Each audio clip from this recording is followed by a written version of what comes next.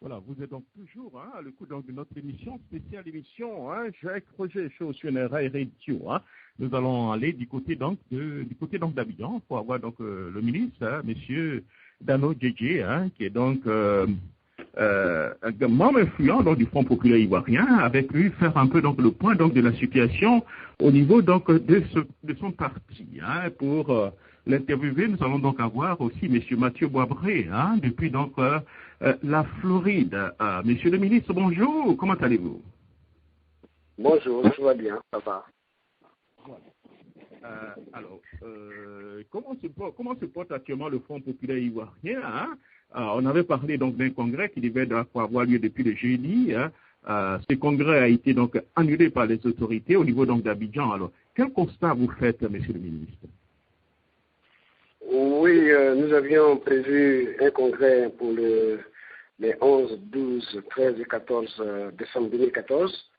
Ce congrès n'a pas pu avoir lieu pour la simple raison que le président Afi, juste 2 jours avant, a fait produire par un juge une ordonnance qui reporte le congrès. Donc, bien que les militants aient déferlé sur Abidjan pour participer à leur congrès, ce congrès n'a pas pu se tenir à cause de cette ordonnance. Mais en réalité, nous étions prêts à le faire et malgré l'ordonnance, comme tout était déjà prêt et que c'était qu'à un jour seulement, un jour ou deux de ce congrès, les militaires sont venus. Et les forces de l'ordre ont pris position des lieux où on devait tenir le congrès. Et cela a permis, si on devait insister, ça devait être un affrontement. Donc ce congrès a été purement simplement à notre niveau. Nous avons dit aux congressistes de retourner et ne pas, j'allais dire, forcer la chose, et pas qu'il y ait affrontement avec la police. C'est pour cela que ce congrès n'a pas eu lieu. Alors, vous êtes du comité donc de contrôle. Alors, est-ce que vous pouvez nous donner pratiquement un peu le rôle de ce comité de contrôle au niveau du Front populaire ivoirien? Oui, non, je ne suis pas du comité de contrôle, je suis président du congrès. Je suis le président du congrès, donc c'est moi qui organise le congrès. Et c'est moi qui étais au four au moulin. Et donc, j'avais dans mon équipe des personnalités du Front populaire ivoirien pour organiser. Donc, concrètement, sur le plan technique, nous étions totalement prêts. Et puis bon, à notre grande surprise, à la fin, à 2 jours, on nous a dit qu'on ne pouvait plus le faire. Par contre, le comité de contrôle, c'est une autre structure de notre organisation qui se penche sur le respect des textes. C'est-à-dire, si nous sommes donnés, comme nous sommes donnés des lois, des statuts règlements intérieurs, si nous appliquons ces lois-là dans notre parcours, dans notre fonctionnement, et que quelqu'un estime qu'on n'est pas en conformité avec ce qu'on fait, c'est le comité de contrôle qui agit et met tout le monde d'accord en appliquant la loi. C'est un peu notre constitution. Si on peut dire que nous sommes tous un pays, à l'échelle d'un pays, la constitution est la mère de toutes les lois, donc c'est elle qui applique les lois, dit que tel ou tel comportement est conforme à la loi. C'est ce rôle que joue le comité de contrôle du Front populaire ivoirien. Voilà, alors. Donc, vous êtes le président du comité d'organisation du congrès. Est-ce que ce congrès a eu lieu pour finir, puisque dans la presse, au niveau des réseaux sociaux, on nous parle d'un congrès donc éclaté. Alors, pour nous donner au moins beaucoup plus d'explications. Non, je vais être clair avec vous. Je répète que nous avions tenu jusqu'au bout à démontrer que nous allions organiser notre congrès. On nous en a empêché parce que les lieux qui avaient été choisis comme le palais des sports de Trècheville, aussi bien notre QG, ont été investis par les forces de l'ordre la veille, c'est-à-dire le mercredi 10, alors que le congrès devait avoir lieu le jeudi 11. Donc, mercredi 10, dès 18h déjà, 17h, les forces de l'ordre ont commencé à investir les lieux. Moi-même, ils ont essayé de m'enlever pour soi-disant me protéger, ce que les militants ont refusé. Donc, on a dû m'extirper. Les militants ont dû me protéger, ils ont dû m'extirper. Et jusqu'à aujourd'hui, je ne suis même pas à mon domicile. Je suis ailleurs, je ne suis pas à mon domicile parce que je ne peux pas rentrer. On voulait m'arrêter parce qu'ils ne voulaient pas du tout que le congrès, ils ont déplacé ils ont déployé toute une armada de forces de l'ordre sur ces deux lieux-là. Et il y avait deux possibilités. Ou bien on affronte les forces de l'ordre et on va se battre jusqu'au bout de notre logique, ou on prend la position de la sagesse pour dire, bon, nous voulons éviter l'affrontement. Donc, pour éviter l'affrontement avec les forces de l'ordre, c'est ce que recherchait inévitablement les pouvoirs et les adversaires. Nous avons préféré prendre du recul et nous avons donc demandé à nos camarades de retourner chez eux. Donc, le congrès n'a pas eu lieu. Voilà, le congrès n'a pas eu lieu. Raison-là. Voilà, le congrès n'a pas eu lieu. Alors, nous allons aller du côté de la Floride, puisqu'on n'a pas assez de temps avec vous. Monsieur Mathieu Boisbré, allez-y, nous avons le ministre Dano Didier en ligne, qui est donc le président du congrès.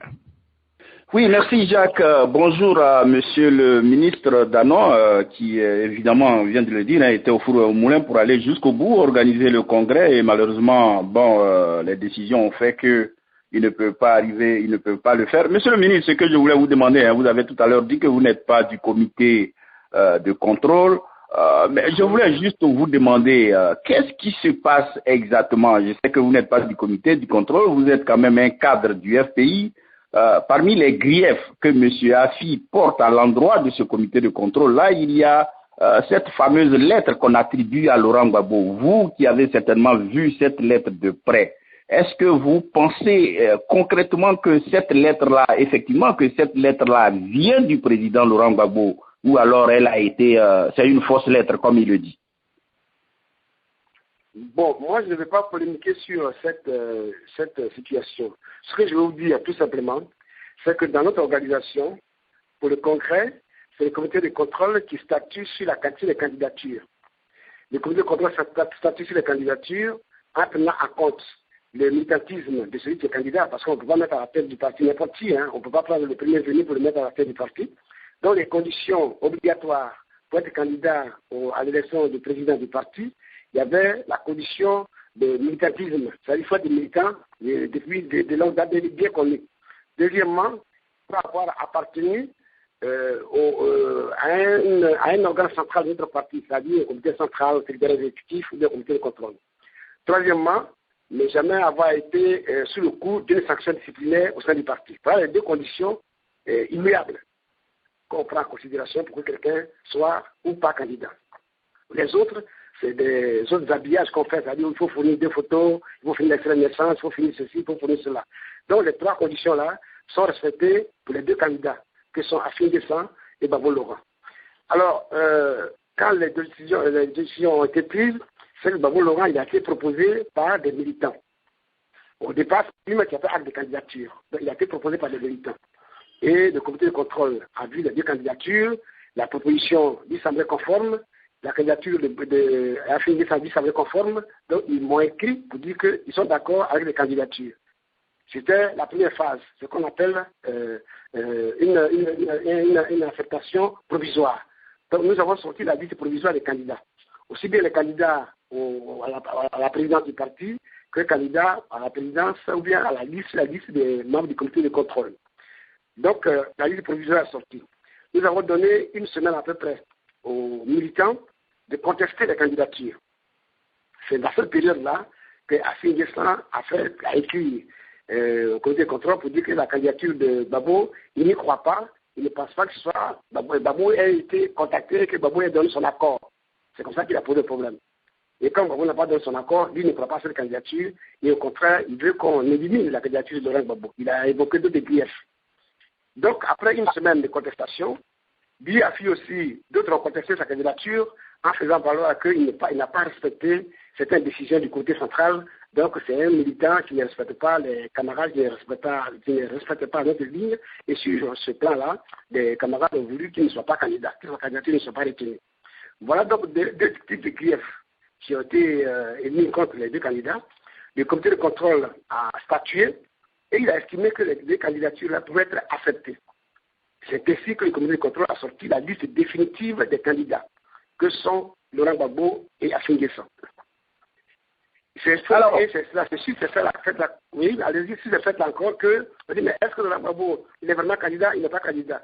Et Laurent Gbagbo, comme ça commençait vraiment à empoisonner l'atmosphère, il a fait venir un document écrit notifié par un notaire, comment on dit ça, estampillé par un notaire, et que c'est ce document qu'on a remis par la suite au comité de contrôle pour dire que Gbagbo Laurent accepte bien la candidature qu'on lui propose ses camarades. Et c'est comme ça que ça se passe dans toutes les institutions, dans toutes les associations. Il y a des candidatures volontaires, il y a des candidatures proposées. Et celui qu'on propose, il ressort que je suis d'accord ou bien je ne suis pas d'accord. Dans le cas d'espèce, Gbagbo Laurent dit qu'il est d'accord pour être candidat pour poste de président du Front populaire ivoirien. C'est là que nous sommes. Alors, oui, mais monsieur le ministre, c'est justement là le problème, et c'est bien qu'on vous ait en direct là. C'est justement là il y a le problème. Le président Gbagbo a été proposé par des fédéraux. Ce que Afi vous reproche, c'est le fait que le président Gbagbo n'ait pas fait une lettre manuscrite pour dire pour prouver que c'est lui, effectivement, il accepte cette candidature-là. Alors, le document notarié qui arrive pour M. Afi, n'importe qui peut faire un document, prendre les photos de M. Gbagbo ou alors sa signature et l'y apposer. Alors, est-ce que vous ne pensez pas que le document manuscrit pouvait vraiment vous aider? Attendez, vous pensez que n'importe qui peut aller prendre un document, un acte notarié comme ça? Moi, c'est pas ma lecture. Hein. Ma lecture est qu'on a demandé que Gbagbo réponde oui ou non s'il accepte la proposition des fédéraux. Gbagbo a répondu oui. Et pour ne pas qu'il y ait de contestation, non seulement il a répondu oui, mais son oui a été traduit dans un courrier notifié par un notaire. C'était une façon peut-être pour lui, pour prouver que c'était du vrai. C'est ça qu'il a voulu faire.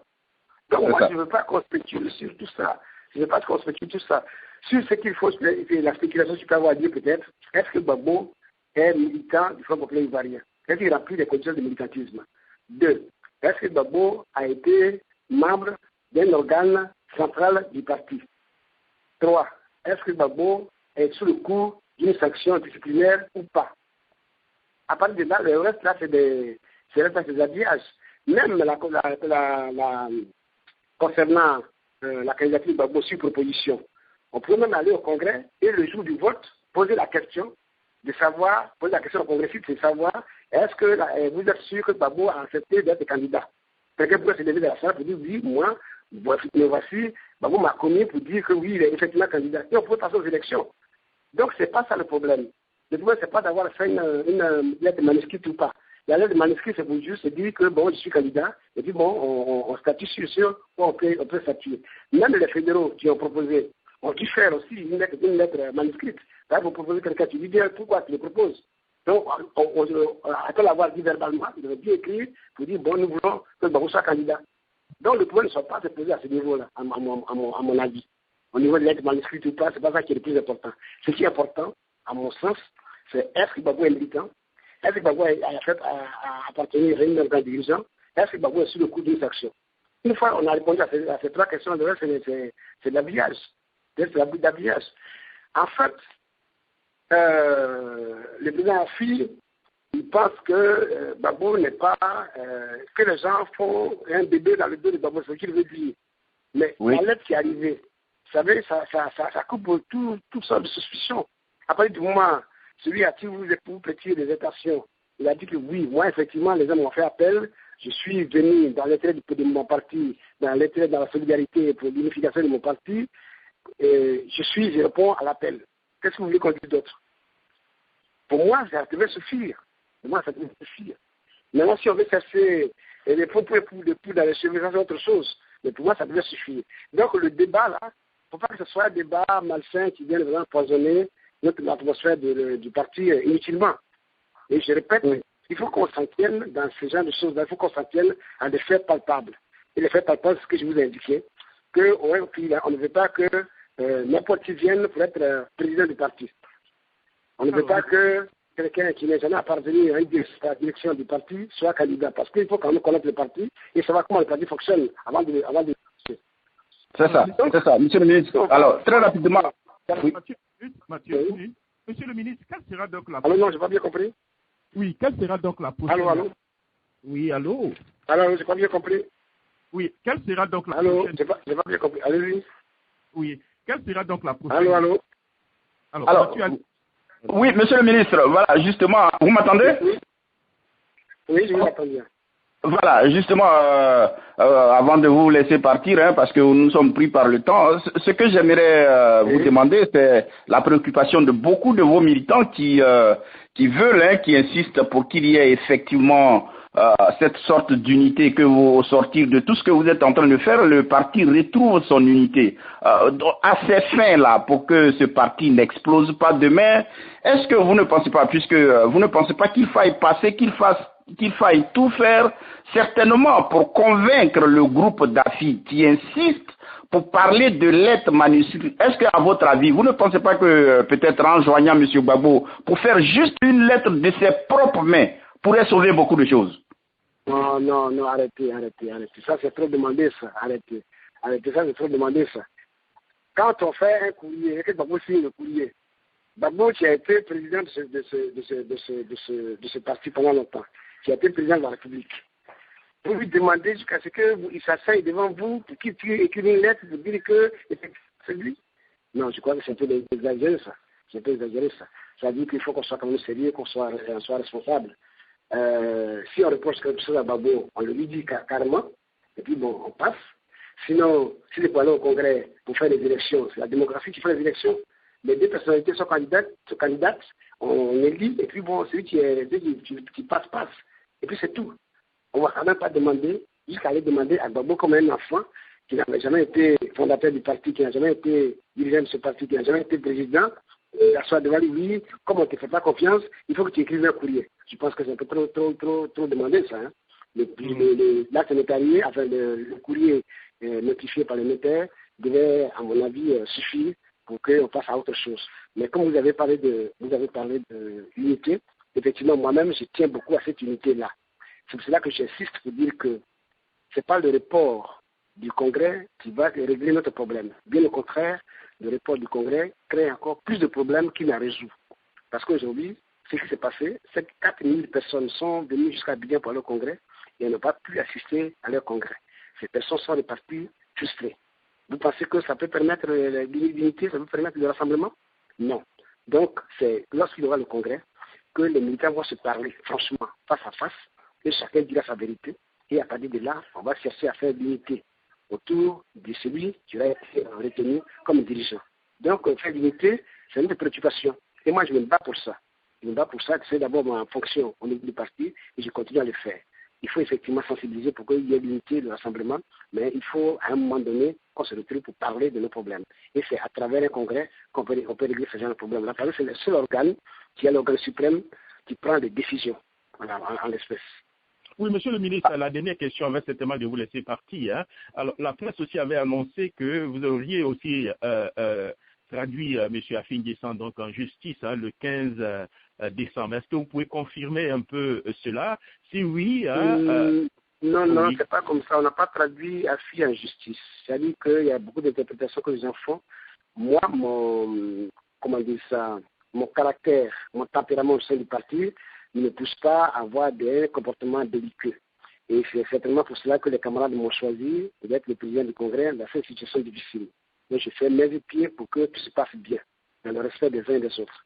Ce qui s'est passé, c'est que le Congrès a été reporté sur requête du président Afin-Gessant qui a demandé à un juge de quitter ce Congrès.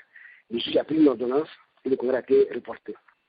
Comme je vous l'ai indiqué, le Congrès n'a donc pas eu lieu parce qu'il y avait tout un déploiement de policiers partout et on n'a pas voulu aller à l'affrontement, donc le Congrès n'a pas eu lieu.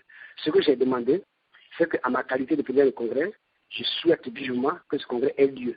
Donc j'ai demandé aux avocats de faire une requête, ce qu'il n'y a pas une requête en rétractation, c'est-à-dire que les juges prennent une autre ordonnance qui annule la première ordonnance pour que le Congrès ait lieu. Tant qu'il n'a pas relevé ça, on ne sait pas quand le Congrès aura lieu. Il a dit à une date ultérieure. La date ultérieure, ça peut mettre 20 ans. Donc, j'ai demandé que les juges prennent une autre ordonnance pour dire qu'effectivement, il avait dit ça, mais il revient sur sa décision. C'est ce qu'on appelle la rétractation dans le terme juridique. Ce n'est pas une plainte qu'on va faire pour tel ou tel truc. C'est justement l'ordonnance là que nous avons tout fait pour qu'on puisse retirer, pour qu'on puisse continuer tranquillement dans notre marche dans le fonctionnement du parti. Donc, moi, je suis préoccupé par l'organisation du Congrès pour qu'on puisse retrouver notre unité. C'est ça qu'on a essayé de faire. et l'audience aura lieu le lundi 15. Mais je vais vous apprendre que, parce que le congrès n'a pas eu lieu, aujourd'hui, nous sommes en insécurité totale. Moi-même, je vous ai indiqué tout à l'heure que je n'étais plus chez moi.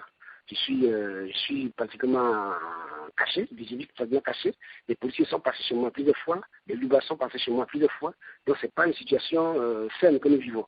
Et là, on n'en a pas besoin. Le reste pays ne mérite pas ça. Nous sommes suffisamment grands pour régler notre problème de façon interne. Et je suis pour qu'on règle notre problème de façon interne. Nous avons un secrétariat exécutif, un secrétariat général, un comité central. Et enfin, les conventions et un dernier ressort, nous avons le congrès. Ce sont ces niveaux de décision-là que nous avons et nous devons aller au congrès pour régler définitivement nos problèmes pour qu'à partir de là, on puisse chercher l'unité. Pas l'unité là, elle ne tombera pas du ciel. Hein. Elle ne tombera pas du ciel. Il faut qu'on se mette tous ensemble pour créer l'unité. Mais avant de créer l'unité, il faut créer la fête pour qu'on puisse avancer. Voilà, je vous remercie, monsieur le ministre, encore une fois, portez-vous bien. Hein. Alors, monsieur Mathieu Boisvert, si vous avez un dernier mot avant le dernier mot de monsieur le ministre. Oh, merci. Le dernier mot, c'est de vous saluer et de vous remercier de m'avoir permis de faire cet éclairage. S'il n'est pas suffisant, je suis à votre disposition. Mais dans tous les cas, le Front populaire ivoirien est un parti solide, un parti qui a traversé l'épreuve. Et nous pensons que nous sortirons encore beaucoup plus ragaillardis de cette épreuve que nous vivons actuellement, qui est tout simplement un problème d'incompréhension entre les militants. Et cela est humain entre les individus, c'est toujours ça. Mais il faut qu'on ait la sagesse suffisante pour qu'il y ait un dépassement de soi et privilégier l'essentiel. Parce que les Ivoiriens comptent sur nous.